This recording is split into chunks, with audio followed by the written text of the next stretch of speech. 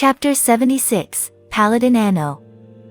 After reading for a while, Hawthorne stopped, stretched his lazy waist, and prepared to relax his mind. Although there are 2 special abilities to assist, the pressure is still a bit high to learn a new language within 7 days. Fortunately, he was also a bookworm in his previous life, otherwise he might not have been able to complete it. Behind him, hearing the sound of him stopping reading, Yuta quickly got up, picked up the teapot beside him, poured a cup of hot tea, and brought it to his side. "Master, take a break." Hawthorne took it, feeling a warmth in his heart, then closed his eyes and asked, "How are the statistics on your end?" Yuta's 2 middle fingers skillfully pressed on his temples, massaging evenly. At the same time, he said, "It's almost done. I have compared and plotted more than 20 line graphs for the total growth, net growth, growth rate, growth speed, and growth rate of growth speed that you mentioned, using horizontal comparison, vertical comparison, year-on-year comparison, and quarter-on-quarter comparison. In addition, there are also pie charts depicting various expenses of Amazon Fisheries Company, market share percentages, and so on, being drawn in the process." She spoke laboriously about the various terms and descriptions that Hawthorne had taught her in the past 2 days. They were not very professional, but they didn't need to be too professional. He only needed to use these massive amounts of data and analytical charts to make the employees of Blue Dragon Bank believe that they were professional enough. That would be sufficient. Big in wealth, bold in attitude, and unconcerned about returns, these are the major characteristics of Blue Dragon Bank. Instead of meticulously calculating every investment and sending out experts to conduct research and evaluation to calculate the return on investment, the Blue Dragon's purpose for external investments is more about earning respect from others. They don't mind this small amount of money either. The status of electric energy stones in this era is probably similar to that of oil, coal, and natural gas. And the electric energy stone made from Blue Dragon's own dragon breath and scales is universally recognized as the highest quality.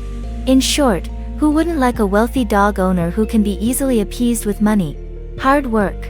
Hawthorne opened his eyes and looked back at the book in front of him, letting out a sigh. Whether that thing can succeed or not depends on tomorrow, whether I can secure a large investment from the Blue Dragons. This is also his first time actually doing this, so he can't help but feel nervous. Outside the door, a mosquito flew in and landed near his ear. "Master, there are new developments in the slums. Recently, it seems that there is a group of people deliberately spreading rumors, saying that they saw someone appearing in the slums on the night of the Witch's Night and had contact with the uncontrollable Yuta. Currently, more than 20 people have been falsely accused like this, and the number is still increasing. I have tallied it up, and a considerable portion of these people have had some conflicts with the Shinasagong." Suddenly, Hawthorne's expression changed. "Where does the rumor originate from?" he continued to ask. However, Andiani expressed helplessness. "I'm not sure. I didn't pay attention at first, until the rumors became more and more outrageous in the past 2 days. I realized that someone did it intentionally. Isn't it Alan who is stirring up trouble?" "No, Master. I have specifically sent a few mosquitoes to keep an eye on him in the tavern. He only spreads the rumors that the Sha Nasa Guild is using the investigation team as a weapon, as we requested." Hawthorne's brow furrowed instantly. "Hiss, how strange, this situation. Is someone secretly helping me? Are you still deliberately targeting the investigation team, delaying their progress and causing them to return empty-handed? Or is it still targeting the Sha Nasa Guild and drawing the anger of the investigation team towards them? What could it be? In the first case, what does it have to do with me? Why would someone help me? In the case of the second option, the suspicion would be even greater, to the point that it might not even be related to the captain's political opponents or oneself. And as for the third type, there are also many enemies of the Shanasar Guild, but if we look at it recently, and this style of disrupting visual and auditory senses through a massive amount of false information. Will the scattered towers disrupt the audiovisual experience? They do have the ability and the motivation to retaliate against the Sha Nasa Guild." Shaking his head, Hawthorne made an effort to calm his wandering thoughts and said, "Andrea, you continue with the investigation. If there are any new discoveries, report them to me immediately. The original plan for tomorrow remains unchanged. I still need to go to the central area, attract investments, and then discuss the action plan in the slums. And at this moment, inside a house in the slums, a tall and beautiful girl with blonde hair and blue eyes, wearing armor and wielding a sword and shield, listened to the latest report from her subordinates. Her silver teeth almost crushed as she exclaimed, "Why do these poor people deceive us like this? Don't they understand that we are investigating monsters and eradicating cults for their own good?" The girl's name is Anno M. Kasla, born into a noble family in the port of Libel. She believes in the god of justice, Tyr. From a young age, she has shown exceptional talent in combat, and therefore, a specialized family tutor was hired to teach her martial arts. At the age of 14, she was once kidnapped by a group of Typhlin who served the devil. In a critical moment, she made a vow to the world to avenge all the weak against evil, and became a holy knight of vengeance. She effortlessly defeated all the cultists who kidnapped her and returned home alone, dragging her battered body, gaining fame in a single battle. Thanks to this, she was later recruited by the secret operation organization, Grey Hand, under the Blackstaff Tower, and after going through various tests, she became a squad leader on the eve of the Witch's Night, commanding a total of 15 elite warriors carefully selected from the major administrative district security forces. And this time, coming to the Nangang district to investigate the traces of monsters and cultists, is her first mission after being promoted to captain. With a heart full of passion and justice, she endures the dirtiness and stench here, leading the team to dive in, thinking that they can make a breakthrough and quickly uncover the truth, and then make a contribution. Then, she began to experience repeated setbacks. Every slum resident she stopped was silent and weak, with an extremely respectful demeanor. However, once asked a question, they either claimed ignorance, making excuses like, "I'm scared to death, I don't know," or "I still have to go fishing," or they would use vague and ambiguous words like probably, maybe, or possibly, stuttering out a string of unclear information that was completely useless as a reference. After inquiring for so many days, she only managed to grasp one piece of information: a handsome and magical young man from the Qingyin tribe. However, after further questioning in the past few days, she discovered that it was actually a smokescreen released by the Shahnasa Guild. Their intention was to use her as a pawn to attack their enemies. Chapter 77: The Hiding Place of the Butterfly. In so many days, Anno has questioned so many residents of the slums, patiently explaining the interests involved to them. However, they surprisingly showed no gratitude at all. Not only did they not offer any reminders, but they also helped the gang speak. Each and every one of them was waiting to see her make a fool of herself. This is simply unreasonable. Anno not only feels angry, but also feels very wronged. She has never felt so deeply the malice from people as she does today. Although she had been kidnapped before, those were all Typhlins, a wicked race with devil's blood flowing in their veins, so it was easy to blame everything on the devil. But here, the residents of these slums, they are all ordinary people. Anno felt that her passion had turned into anger. She really wanted to cut something and vent, but faced with the vast and dilapidated slums, she couldn't find a target to swing her sword at. Beside her, several accompanying team members also sighed softly. Most of them were city guards from the Mithril district, not nobles but barely considered middle-class families. They had received a virtuous education since childhood and had never understood why the residents of this poorest place, who were being robbed of their market by the Amazonians and had to pay heavy taxes to the city, harbored such malice towards people like them who were respectable. Or, should we leave first? Finally, a team member tentatively suggested, "Let's take a break, organize the clues we have, and then come up with the next investigation plan. It won't be too late, right?" Other people also nodded repeatedly, their faces showing exhaustion. Anno clenched her teeth secretly, understanding that this team member's suggestion was actually asking her to temporarily give up the investigation. This is actually equivalent to admitting defeat to the slums in Nangang district and returning empty-handed in disappointment. How can she, who has always been strong-willed, accept this result willingly? However, at this time she did not have a reason that could make everyone stay.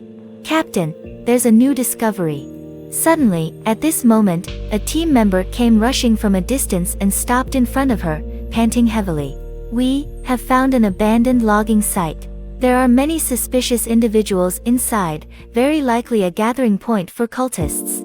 Upon hearing this, and instantly brightened up, an endless fighting spirit surged in his heart. He immediately stood up from his chair and turned around, saying, "Let's go, soldiers. We'll go over there and destroy it before the enemy realizes it." Seeing this, the remaining few people looked at each other.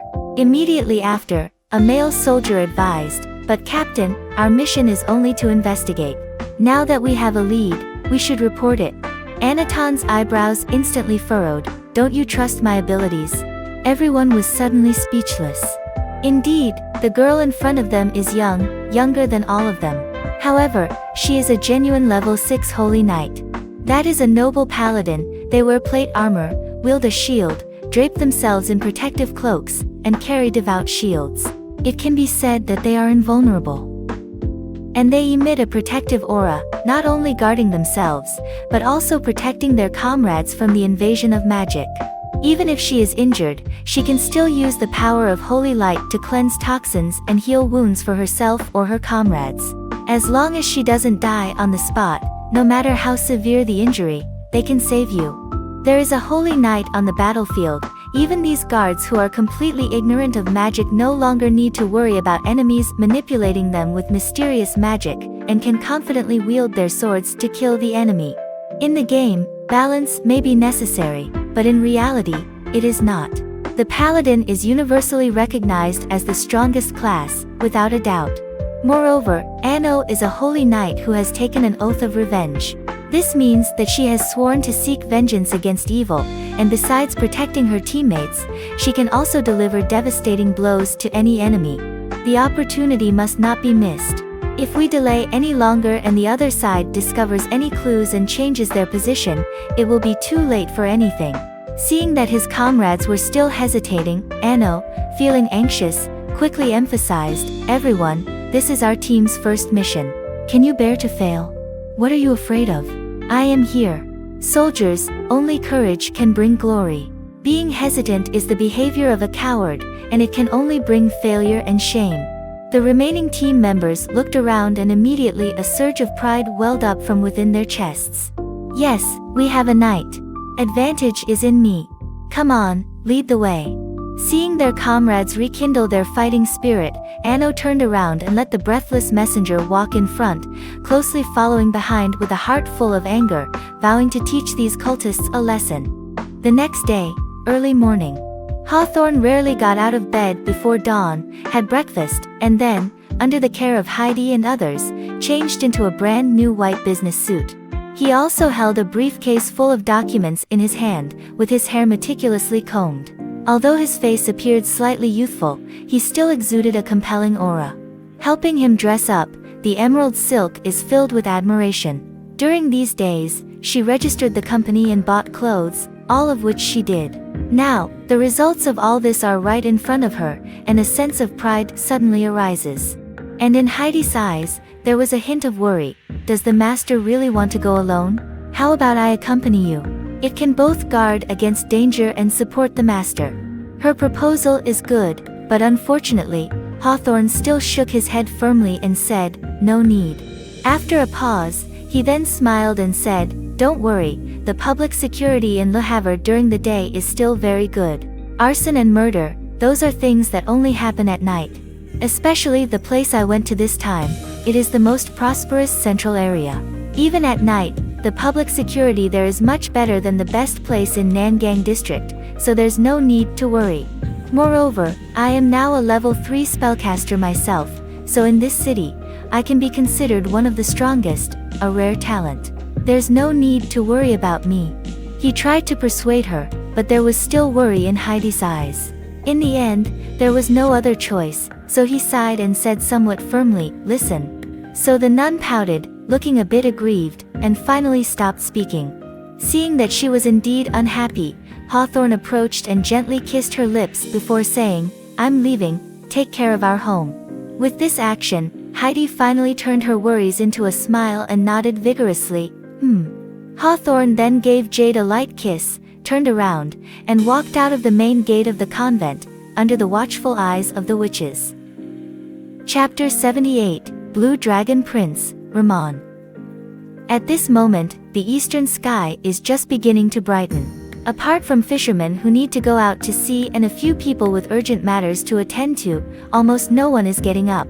Hawthorne stepped out of the monastery gate, but this time, instead of heading towards the slums, he turned east, walking towards the only sanctuary in the Nangang district. In the faint light of dawn, he walked through the old but clean streets, heading east, with a feeling as if he was strolling through an old neighborhood from the 1970s or 1980s. Before long, several old, yellowed trams appeared at the end of his field of vision. Next to the tram stop, a few district government offices, street vendors, and Amazonian women were all queuing up separately, waiting for the doors to open. These are electric cars powered by electric stones, used for commuting between Nangang district and other areas. The port of Libreville is extremely large, and if one were to rely solely on walking to other areas, it would probably take a whole morning and nothing would be accomplished.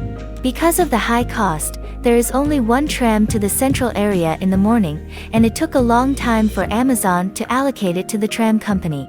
Therefore, people who need to go there for business have no choice but to get up so early. Hawthorne also didn't do anything special, he just lined up honestly. The morning breeze still had a bit of chill, so he had to wrap his collar tightly. He was of weak constitution, just like the bespectacled, weak-looking clerks beside him. When a cool Amazon woman dressed in a refreshing manner saw them like this, she couldn't help but chuckle. However, in the end, there were no more incidents during the wait for the bus. Soon, the doors of the tram opened, and one by one, people got on and purchased tickets according to their own itineraries, then found seats to sit down. Hawthorne was lucky enough to grab the last seat, while those who got on the bus after him had to stand.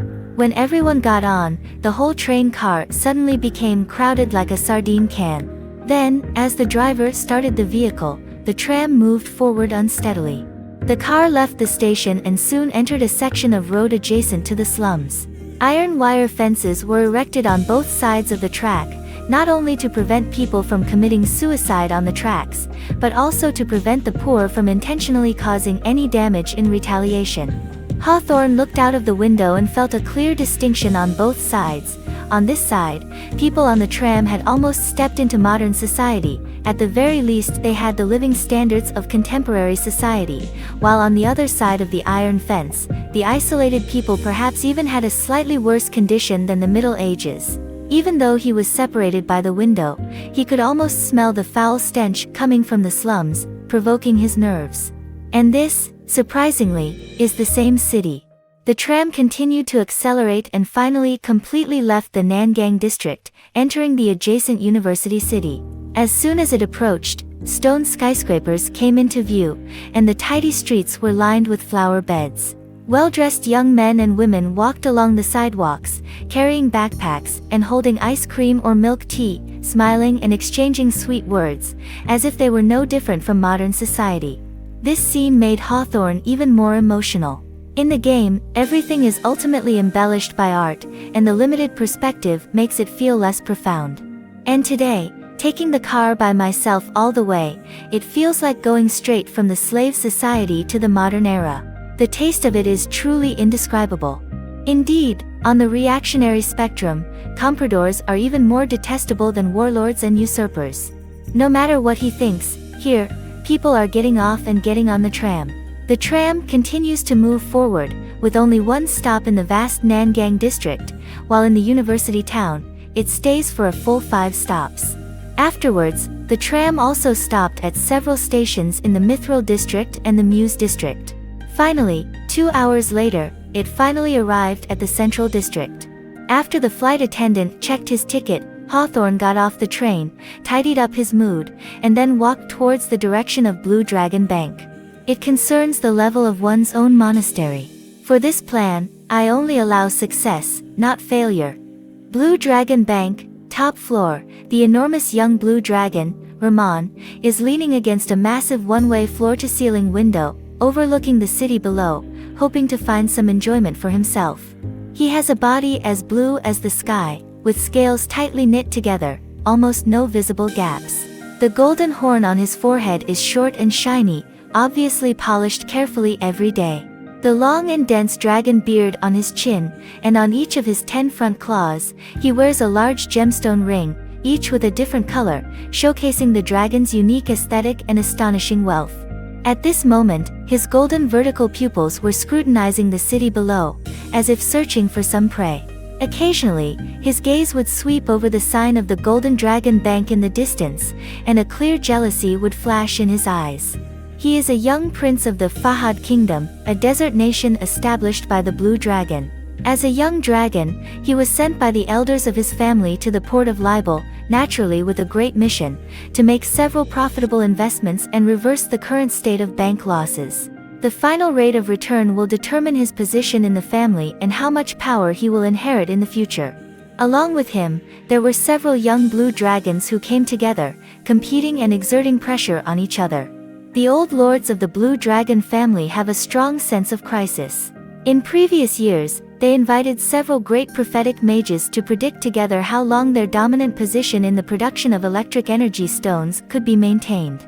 The answer they received was, it will not be replaced within 100 years. Then, the Blue Dragon's sense of crisis arose. 100 years? Does that mean there will be a risk of being replaced in 100 years? Perhaps to humans, 100 years is a long time that cannot be seen, but for a blue dragon with an average lifespan of 3,000 years, it is roughly equivalent to saying to a human, you will lose your source of income in 2 years. How can the blue dragons not be nervous about this? So, they imitated the world's richest consortium, the bank founded by the Golden Dragons, and established their own Blue Dragon Bank, attempting to maintain their vast wealth through investments. Just for now, the effect of this attempt is not very good. Although the Blue Dragons are powerful and united, they do not possess the rich investment experience and overall strength of a dominant force like the Golden Dragons, who can deploy military power to the world at any time. After all, the Golden Dragons have other metallic dragons as allies besides themselves. As for the 5-colored dragons, just very funny. Fortunately, all the losses they have incurred over the years are still just a drop in the bucket compared to the wealth they have accumulated. Otherwise, the anxiety of the Blue Dragon Lords would probably be even greater. In this context, Rahman and his peers were sent to Liber Port for training. Chapter 79, The Prince's Invitation. However, even with such a mission, this Blue Dragon does not regard this task as important. Although the Blue Dragon also has a strong, treasure-seeking nature, Rahman has never experienced the feeling of an empty nest. From birth, he has had a vast amount of gold, silver, gemstones, and artworks, so much that his lair cannot contain them all. Even the speed at which he digs sand caves and expands his caverns cannot match the speed at which wealth rushes towards him. He even has to find various reasons every year to give away the least valuable treasures in his hands, in order to avoid being blocked by a massive amount of wealth in the cave. Excess wealth and a favorable growth environment have shaped a new generation of blue dragons with completely different personalities from their ancestors. Therefore, Rahman cannot understand or empathize with the sense of crisis felt by his ancestors. He may be annoyed by the fact that he has lost money due to his investment failures, while his arch-rival, Jinlong Bank, has made a fortune. However, he has never felt a sense of crisis that says, if things continue like this, I will go bankrupt. Not only him, but also his peers, the dragons of his age, are probably in a similar situation. Therefore, in the port of Libel, the investment activities of these young blue dragons are more about seeking recognition, making outsiders acknowledge the greatness of the blue dragons, and acting to satisfy their special preferences, rather than seeking financial returns. This gave outsiders the illusion of having lots of money, few responsibilities, and not being bothered. As for Rahman, although he is not extravagant and wasteful, his visit to the port of Liber is not primarily to make money for the bank, but more to change his mood and appreciate the beauty of the world. Fine wine, delicious food, sculptures, paintings, music, and of course, the most important, beauty. The young human with short white hair and a tall figure walking towards the end of the street caught the attention of the blue dragon with its golden vertical pupils slightly moved. Dragons are beautiful and elegant creatures, especially the blue dragon.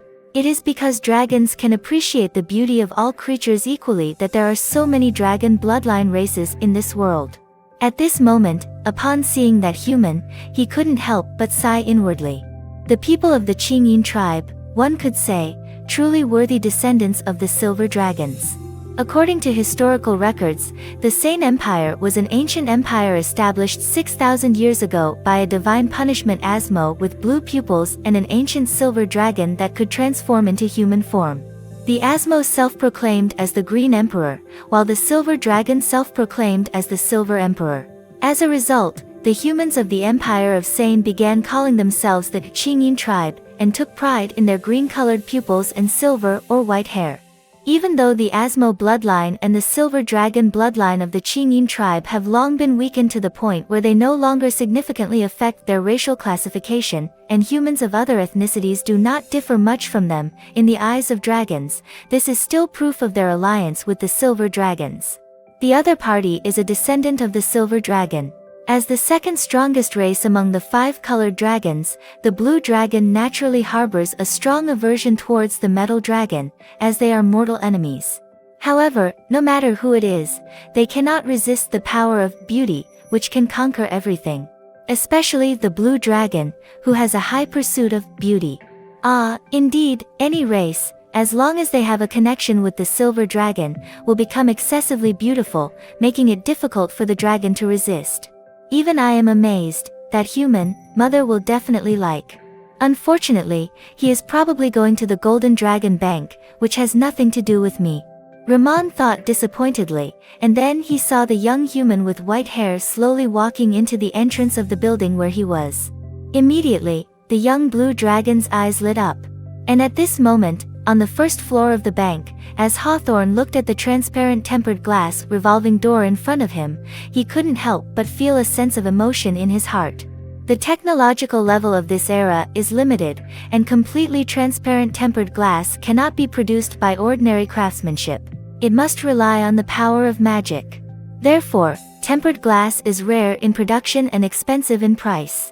It is generally not used for decoration, but rather as a vessel in laboratories for the most excellent alchemists. But the blue dragons use this thing as a revolving door, which shows their wealth and extravagance. Very good, it fits my impression of the princes.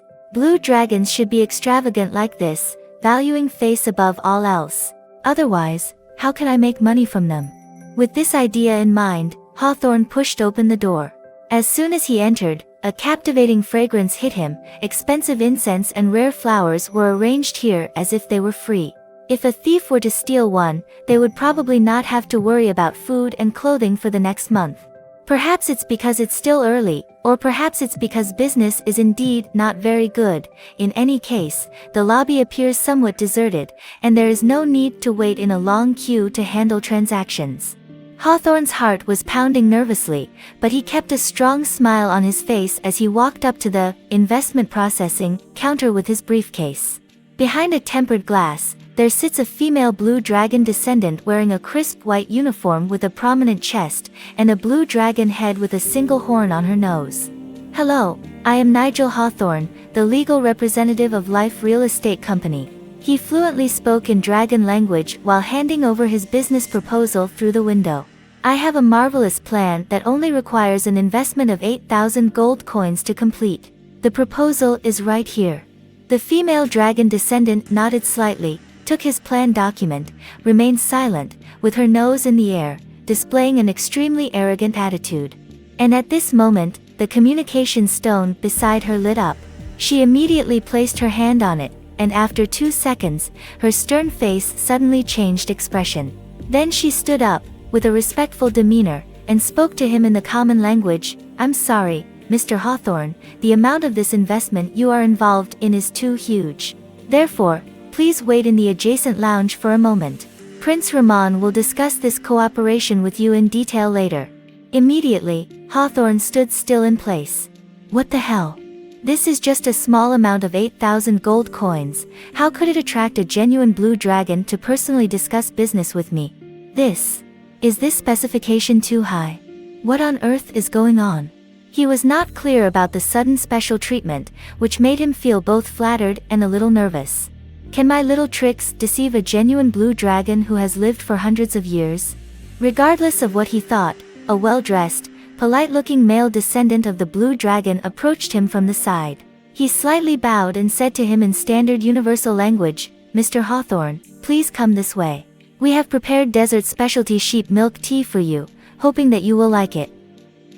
Chapter 80. Favor from the Lady of the House. Hawthorne mechanically nodded and followed him, walking through the side passage of the hall until they reached a large door at the end.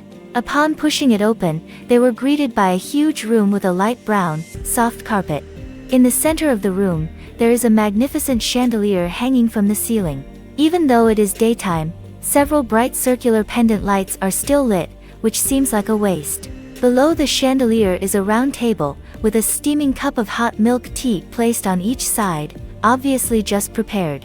And across the hall, there is an even larger wooden door, the size of which is clearly not meant for humans, but for the passage of a massive blue dragon. "Please have a seat, Your Highness will be here shortly." The waiter bowed slightly and respectfully said, "If you have any other requests, please feel free to command, we will fulfill them all." "No need." Hawthorne swallowed hard and sat down in that seat, continuing to speak to him in dragon language. "I'll just have the milk tea. Could you please tell me, I'm just an ordinary businessman who came to seek investment. I don't think I have any particular qualities that would be worth the attention of a great blue dragon, do I?" And in response to this, the descendant of the blue dragon servant simply smiled faintly. "The Lord has his own thoughts, the wisdom of the blue dragon is vast, beyond our reckless speculation." Hawthorne fell into silence, sighing inwardly. There was no other choice but to try a desperate measure. He would have to come up with a plan on the spot. He thought this way, then he saw the huge wooden door in front slowly opening. A blue dragon, about 3 meters tall with a bright yellow horn on its head, slowly walked into the room. Hawthorne couldn't help but hold his breath, his heart beating faster once again. This was the first time in his life that he had come into close contact with a living carnivorous behemoth without any protective measures. The largest animal he had ever come into contact with was just feeding some massive African elephants with fruits at the zoo, separated by a fence. But the creature in front of me is obviously much larger than an adult male African elephant, and it is also a blue dragon, which is at the top of the food chain in the entire material world.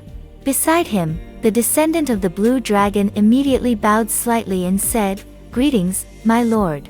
Hawthorne also quickly got up, slightly bowed his head, and spoke in the dragon language with the praise tone he had rehearsed countless times in his heart. "Nigel Hawthorne, it is an honor to meet the ruler of the desert, the pinnacle of the material world, the great blue dragon, Lord Ramon. When I first saw you, I suddenly had a feeling that all the art I had seen before was so insignificant compared to your posture." He lavished nauseating words of praise, causing the nearby blue dragon descendant waiter to involuntarily glance sideways, thinking to himself that this human really came prepared. This kind of flattery even made me feel a bit embarrassed to say it out loud. Across from him, the enormous blue dragon nodded gently, as if pleased with his flattery. "Please have a seat. I will personally discuss the investment you desire with you." Speaking, he leaned over at the other end of the round table, folding his wings behind his back, lifting his front claws, pressing against his chin covered in long dragon whiskers, as if intentionally letting Hawthorne see the 10 large and dazzling gemstone rings on his dragon claws, which also emitted obvious magical fluctuations. Hawthorne took a quick glance and couldn't help but feel a shock. He didn't recognize most of those rings, and the only 2 he did recognize, their market value couldn't be lower than 10,000 gold coins. "Luxury." He sighed inwardly and then said, "I am honored." After speaking, he also sat down, secretly encouraging himself in his heart, "Stay calm, Hawthorne. Remember, as long as you show enough respect and acknowledge the blue dragon's dominant position, then these guys are the best dragons to deal with, even if they are evil. After all, the metallic dragon will have some moral requirements for your behavior, but the evil blue dragon has no scruples about it." Across from him, the blue dragon's golden eyes looked down upon him, their gaze gentle as if they were looking at a long-lost friend. "Tell me about your plan," he continued, so Hawthorne didn't dare to delay and quickly took out the proposal from his briefcase. He made a total of 3 copies, and one of the employees next to him took one of them, walked around the round table, and placed it in front of Ramon. After taking his seat, Hawthorne reluctantly began to slowly talk about the business opportunity he had discovered. The opportunity one found is the demand of the Amazon people for residential properties. Please take a look at this survey report. We randomly interviewed over 400 Amazonians, of whom over 90% of the respondents believe that settling in Libra Port is beneficial for their further development. On the other hand, the housing prices in other areas are too high, and their economic situation cannot afford it. However, if a batch of affordable housing appears in the South Port area, they would gladly accept it. My team believes that this market has great economic potential. Through data analysis and comparing the development process of other large enterprises, we can see that Amazon Fisheries Company is still in a period of rapid expansion. Within the next 2 years, the number of Amazonians who have a demand for purchasing houses and have abundant wealth may increase dramatically to 1,000. Our team believes that we should seize the opportunity before this market is discovered. Currently, due to the havoc caused by monsters in the Nangang district, there is a panic among the people. It is a good time to buy land at low prices and engage in mergers and acquisitions. Of course, our team also believes that before launching a large-scale fund, it is necessary to test the waters. Therefore, for the first phase of the plan, only 8,000 gold coins need to be invested. If successful, there can be subsequent second and third phase plans. The financial industry in this era is far less developed than in previous times, far from the seed round, angel round, and the subsequent ABCD rounds of financing procedures. Although Hawthorne only had a superficial understanding, he was confident in the knowledge and processes he had mastered. For this era, there were definitely good methods that could protect both investors and financiers. Compared to others, it was an absolute blow. Just at this moment, he passionately recounted, but across the round table, Blue Dragon seemed completely uninterested, merely flipping through his proposal out of politeness, as if listening to a boring story. So, his heart gradually sank to the bottom of the valley. What's going on? Why does this Blue Dragon look a little impatient? Is it because the amount is too small? But why does he want to see me in person? What went wrong in the end? He was unsure. Beads of sweat started to appear on his forehead. It wasn't until the last page was finished that he finally breathed a sigh of relief and, with a slightly hoarse voice, tentatively asked the Blue Dragon across from him, "Great Lord Ramon, may I ask what you think of this plan?" Ramon yawned imperceptibly, showing little interest in economic matters. However, this did not prevent him from putting on a mysterious facade to achieve his own goals. "Mr. Hawthorne, I would like to ask you, what price are you willing to pay to obtain this funding?" Hawthorne was taken aback. "Are you referring to the company's shares?" "No," Ramon said, "I mean, yourself." Hawthorne frowned slightly, and a sense of unease crept into his heart. "I'm sorry, Lord Ramon, forgive my dullness, but I didn't understand what you meant." "Well then, let me give you an example," Ramon continued. "Suppose, and I mean suppose, there is a Queen Mother of the Blue Dragon royal family who really likes you and hopes that you can serve her for a while. If you can make her happy, then you can easily obtain an investment that far exceeds your original planned amount." He spoke, using 2 fingers to hold the slightly petite plan document relative to its size. After all, Hawthorne originally thought he would only face a teller of the Blue Dragon lineage, not a real, enormous Blue Dragon, and then asked, for example, 50,000 gold coins. Would you be tempted?"